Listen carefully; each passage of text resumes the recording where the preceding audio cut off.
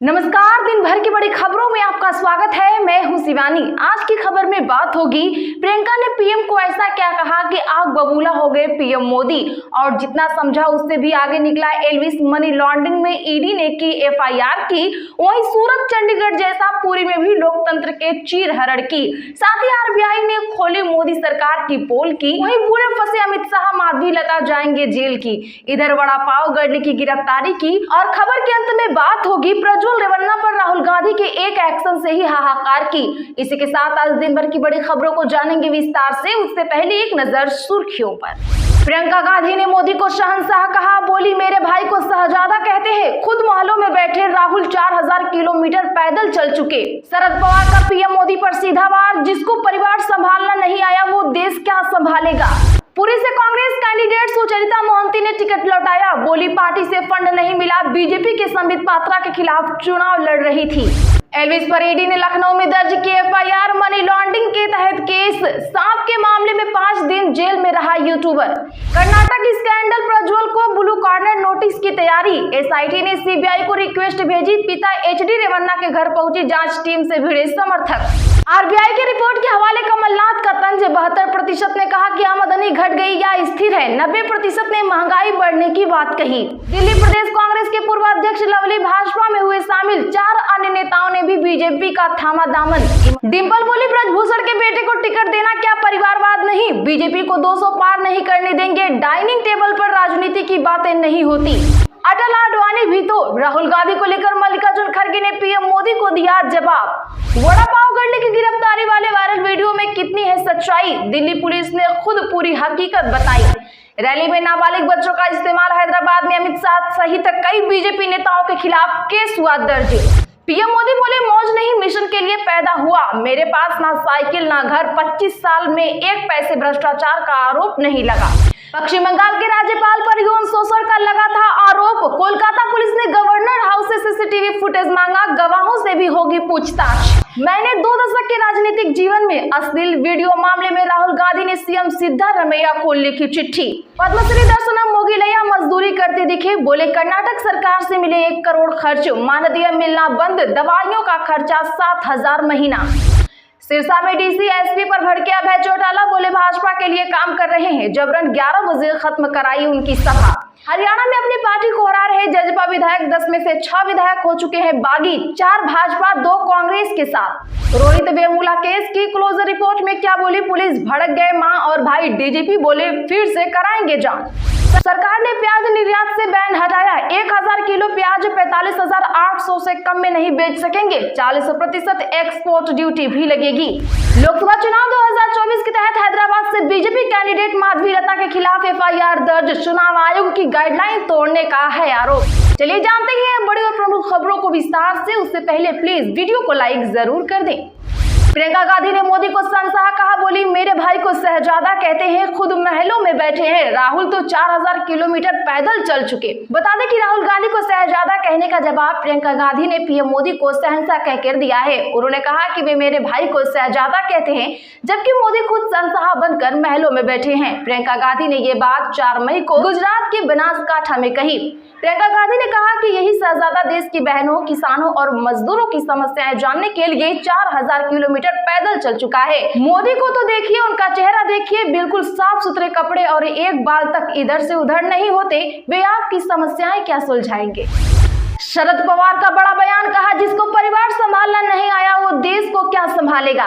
जी हां, बता दें कि महाराष्ट्र में एसीपी शरद चंद्र पवार के चीफ शरद पवार ने पीएम मोदी से कहा है कि जिसको अपना परिवार संभालना नहीं आया वो महाराष्ट्र कैसे संभालेगा। उन्होंने कहा कि मैं मोदी के बारे में जानता हूं, वे परिवार का पालन पोषण कहाँ करते थे, लेकिन मैं उस लेवल तक नहीं जाना चाहता। उनके परिवार की हालत चिंताजनक है, लेकिन किसी को भी इस तरह की बात नहीं करनी चाहिए, उन्हें ऐसी बातों से परहेज करना चाहिए। साथ ही पवार ने यह भी कहा कि मोदी ने डॉक्टर मनमोहन की नीतियों की आलोचना की थी और उन पर टिप्पणी की थी, लेकिन आज मोदी उसी फैसले को लागू कर रहे हैं, लोगों को ये नजर आ रहा है।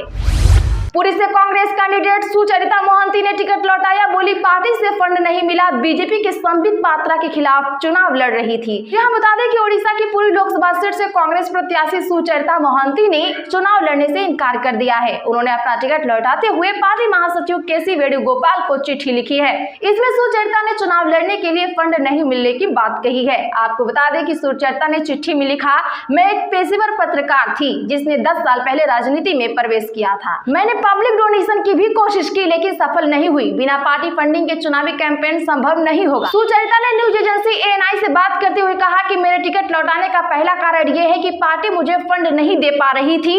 दूसरा ये कि राज्य की 7 विधानसभा क्षेत्रों की कुछ सीटों पर पार्टी ने जीतने वाले नेताओं को टिकट न देकर कमजोर उम्मीदवार को उतारा है। एल्विस पर ईडी ने लखनऊ में दर्ज की FIR, मनी लॉन्ड्रिंग के तहत केस हुआ दर्ज। जी हां, यूट्यूबर एल्विस यादव के खिलाफ ईडी ने मनी लॉन्ड्रिंग एक्ट के तहत लखनऊ में केस दर्ज किया है। ईडी को एल्विस के पास कई लग्जरी कारों का काफिला होने की जानकारी मिली है। वहीं 7 मामले से जुड़ी बड़ी रकम के लेन देन का भी पता चला है। ईडी सूत्रों के मुताबिक इन तथ्यों और नोएडा में दर्ज FIR को आधार बनाते हुए केस दर्ज किया गया है। बता दें कि ईडी एल्विस को समन भेजकर इस मामले में जल्द उनसे पूछताछ कर सकती है। Big boss OTT 2 winner Elvis को सांप के मामले में नोएडा पुलिस ने इसी साल 17 मार्च को गिरफ्तार किया था। 5 दिन जेल में रहने के बाद वह अभी जमानत पर बाहर है। RBI की रिपोर्ट के हवाले कमलनाथ का तंज, 72% ने कहा था कि आमदनी घट गई या स्थिर है, 90% ने महंगाई बढ़ने की बात कही। जी हां, पूर्व मुख्यमंत्री कमलनाथ ने RBI रिपोर्ट के हवाले केंद्र की नरेंद्र मोदी सरकार को महंगाई बढ़ने और आमदनी घटने के मामले में घेरा है। साथ ही कहा कि श्रमिक वर्ग की स्थिति में क्रांतिकारी बदलाव लाने के लिए कांग्रेस पार्टी ने अपने न्याय पत्र में कुछ महत्वपूर्ण घोषणाएं की है।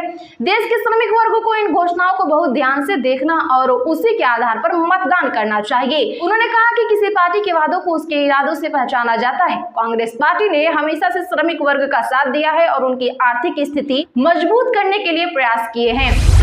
अटल आडवाणी भी तो राहुल गांधी को लेकर मल्लिकार्जुन खड़गे ने PM मोदी को दिया जवाब। बता दें कि वायनाड के बाद अपनी पारंपरिक सीट रायबरेली से भी उतरने पर प्रधानमंत्री नरेंद्र मोदी ने राहुल गांधी पर तंज कसा था। उन्होंने कहा था कि डरो मत, भागो मत। वायनाड में हार के डर से शहजादे को सेफ सीट की तलाश थी। अब कांग्रेस अध्यक्ष मल्लिकार्जुन खड़गे ने प्रधानमंत्री मोदी पर पलटवार किया है। उन्होंने कहा कि भाजपा के आइकॉन लालकृष्ण आडवाणी और पूर्व PM अटल बिहारी वाजपेयी ने भी तो 2 सीटों से चुनाव लड़ा था। बता दें कि राहुल गांधी ने शुक्रवार को रायबरेली सीट पर अपना पर्चा दाखिल कर दिया है। वड़ा पाव गर्ल की गिरफ्तारी वाले वायरल वीडियो में कितनी सच्चाई, दिल्ली पुलिस ने खुद बताई पूरी हकीकत। बता दें कि सोशल मीडिया पर वड़ा पाव गर्ल के नाम से मशहूर चंद्रिका गेरा दीक्षित को दिल्ली पुलिस द्वारा पकड़े जाने का एक वीडियो सोशल मीडिया पर तेजी से वायरल हो रहा है। इस वायरल वीडियो में दिल्ली पुलिस के महिला और पुरुष कर्मी जबरन एक युवती को खींचकर ले जाते हुए दिख रहे हैं। वीडियो में दिख रही है लड़की वड़ा पाव गर्ल बताई जा रही है। हालांकि यह मामला तूल पकड़ने के बाद अब दिल्ली पुलिस ने इस पर सफाई दी है। बता दें तो दिल्ली पुलिस ने आज वीडियो पर प्रतिक्रिया दी है। दिल्ली पुलिस ने कहा कि महिला को गिरफ्तार नहीं किया गया था और न उसके खिलाफ कोई मामला दर्ज किया गया है।